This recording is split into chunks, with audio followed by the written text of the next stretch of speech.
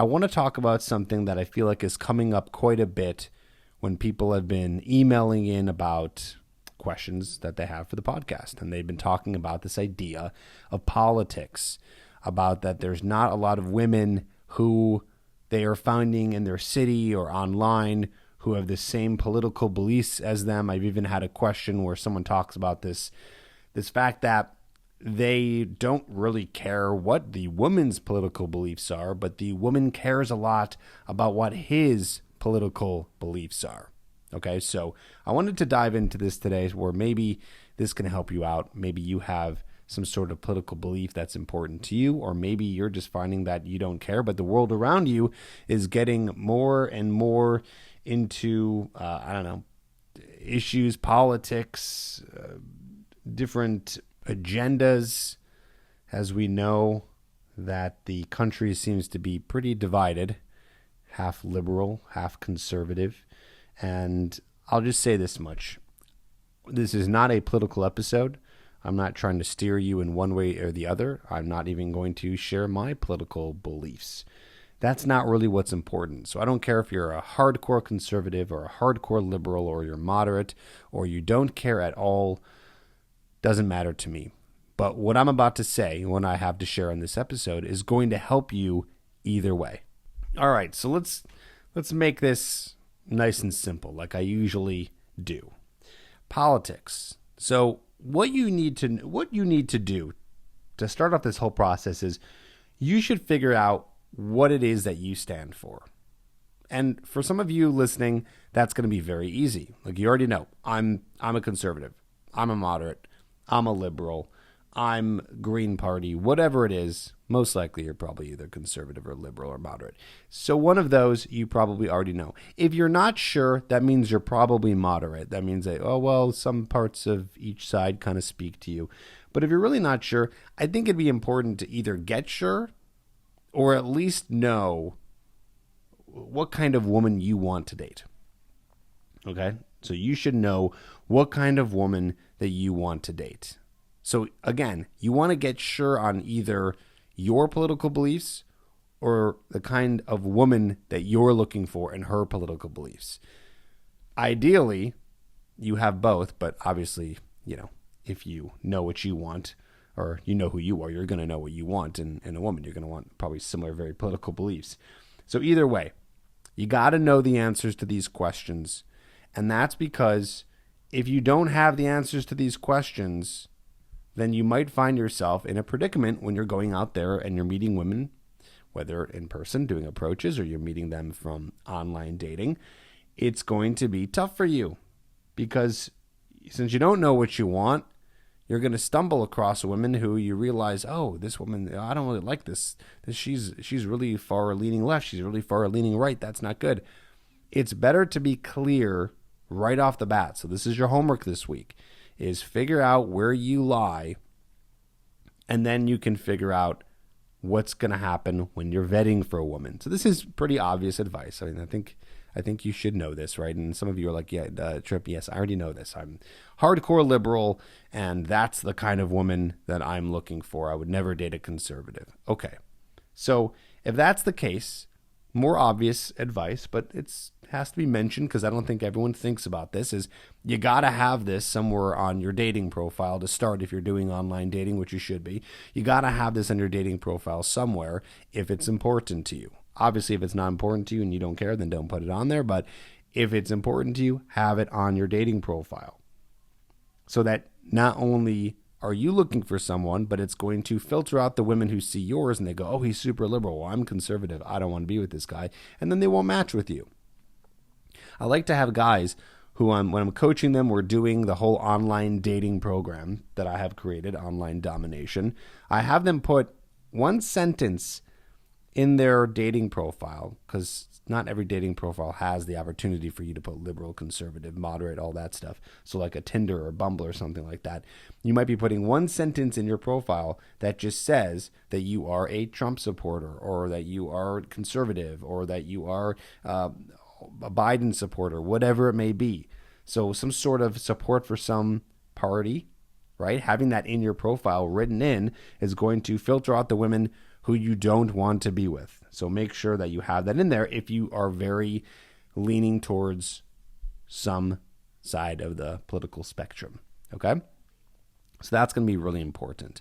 Now, the biggest question, the bigger one that I've gotten before that it begs speaking about when we talk about politics is guys living in a city where you are feeling like, and this is happening, I feel like to a lot of college guys who ask this question aren't saying anything specific here, but I think I know what's happening is these guys are asking that they are in a city where they have different values than the women. I'm guessing it's guys who are living in a small city, maybe a college town.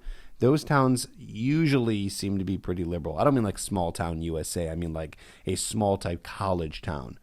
A lot of liberals there. So I'm imagining that you're probably a conservative guy who's living in a liberal city and that's really tough for you. Whatever the case may be, if you are leaning towards some political party and you find yourself in a city where this has been tough for you, two things are going on. One, you are not getting enough volume. So that might be the case. A lot of guys like to think that they have a good data analysis on their dating situation when really they don't have enough data. So what I'm saying is maybe a guy talks to like 4 girls in, a 4-week or 6-week period, and they all happen to be, let's just say, liberal, and he's conservative, and he goes, well, every girl I meet is liberal. That's not a lot of data. You're talking about 4 women that you've talked to in about a month or 2 months. It's not a lot of data. You need to be swiping and going on dates with, hundreds of women you should be swiping through in a month. That's for sure. You should be hopefully going on dates with at least 3 to 4 women. That's just dates. And then you should be approaching in a given month, if you're doing it at the best of your abilities, hopefully about 40 to 50 women in a full month. This would be a better data set because you're doing more volume. And then you can really understand if you are in a place where, this is a super liberal town. This is a conservative town. It's like, let's not make fast judgments until you're doing enough approaches. So that's key there. Also, this now kind of expands to a bigger question. So this is kind of killing 2 birds with 1 stone here. If you're a person who's living in a city and you're finding that the majority of the city, and this is usually going to be in a small city, majority of the women are not the kinds of women that you want to be with. This could be in politics. This could be such a small city that maybe they're all married. So fill in the blank, whatever that may be. You're in a small city, 100,000 or less, 50,000 or less, and you're finding that it's not going the way you want, and you're doing the volume. By the way, that's why I said number 1. You're doing the volume, doing the approaches, you're doing the swiping, and you're still not meeting the kinds of women that you want. So again, we're not talking about working on your attraction. We're talking about you just vetting. So you're going through the vetting process of finding a woman that you want.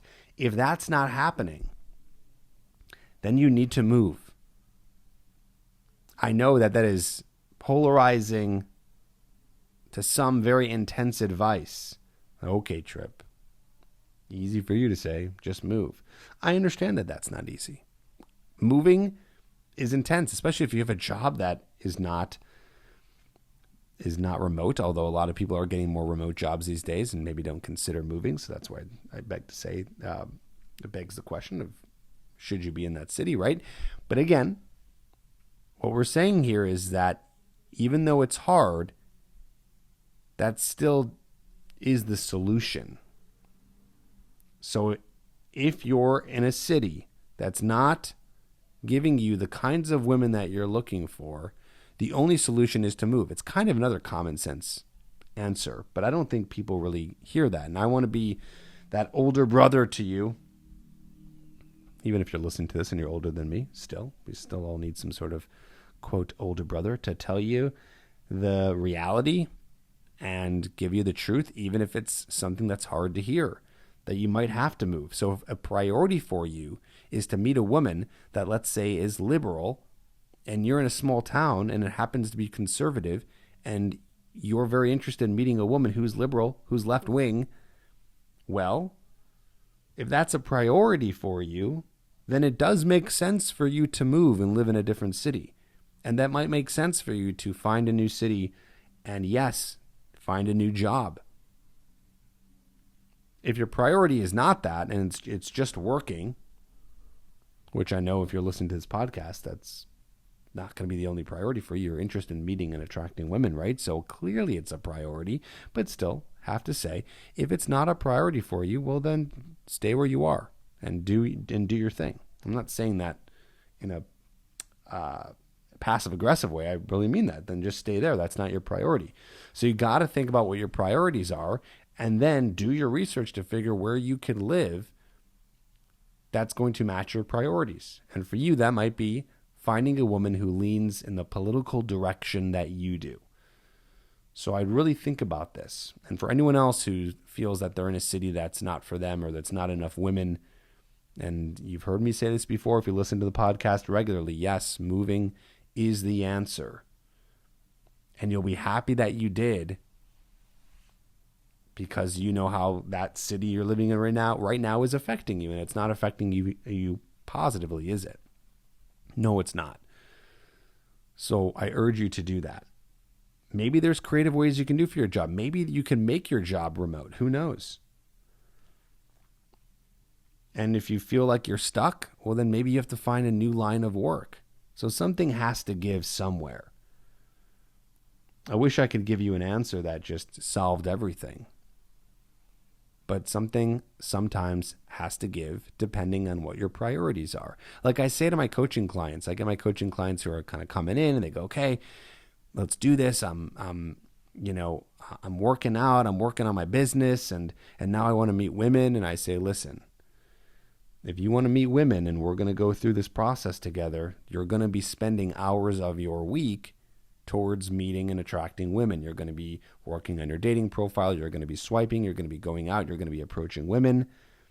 And so I'm letting them know if that doesn't fit in your schedule, then something has to give. I'm not saying that you never work on other areas of your life, like your health and your fitness and your career and all that stuff. Of course, you always work on that. But if you're trying to work on all of it at once, let me tell you from someone who has experienced this, who's super into personal development, who's always working on himself, who's been doing this for over a decade, do not pile an entire list of things that you're going to accomplish that are completely new. You will get destroyed. I have been destroyed by this. I think I can do it all. Yeah, we're going to work on this. We're going to work on dating. No, you can't do that. You got to pick one at a time. And the trick is you pick one and then you create a habit out of it. Okay, so what happens is, let's say you're focused just on meeting women.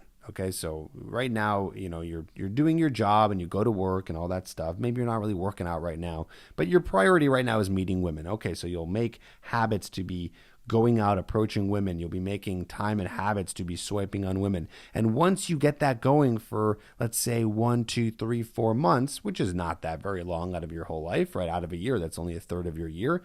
You're going to build habits for 3 to 4 months. And now that you got that going, now you can work on the next thing. If you start working on everything at once, you're going to fail. I've coached many guys through this process, and I found that when guys are trying to do it all, it becomes overwhelming, and then they don't do anything, and we don't want that, right? So I want you to understand that you can get a decent amount done in terms of habit building if you wanted to focus on something. So let's take another example. If you wanted to work on losing weight, and you're like, well, let's lose 50 pounds before we get to the whole dating thing, and my health is really important and it's even more important than my career. Maybe I'm super overweight, whatever it is. You're going to want to go to the gym and create those habits. And when that becomes a habit, it becomes very easy to do, right? It's like automated. It's automatic. So when something is automatic, it's easy to do. And then you can tack on and work on the next thing. So that is something that you should be thinking about when you were trying to get all of this in order. I don't remember exactly how we got to this tip, but either way, I think it's very important. You need to make sure that you're doing this thing one at a time. And oh yes, it just clicked. We're talking about priorities. So that's the whole idea. Priorities. What's a priority? Work on that thing now, build the habits, and then stack and then work on the next thing. So for all of you out there, back to the topic here, who are looking for someone who is strongly in your political belief system, just be clear on what that is. Be clear on if it's important to you. And if it is, you use that as a filter in your dating apps. And I think it's pretty easy to do. I know we didn't really talk about how do you filter for that in person? I mean, it's pretty easy. You can just ask. You don't even have to beat around the bush. There's no secret question to find out if they're liberal or conservative. Just ask them. Ask them who they voted for. That'd probably be the easiest right there. Just ask them who they voted for. And then you'll get a pretty clear answer.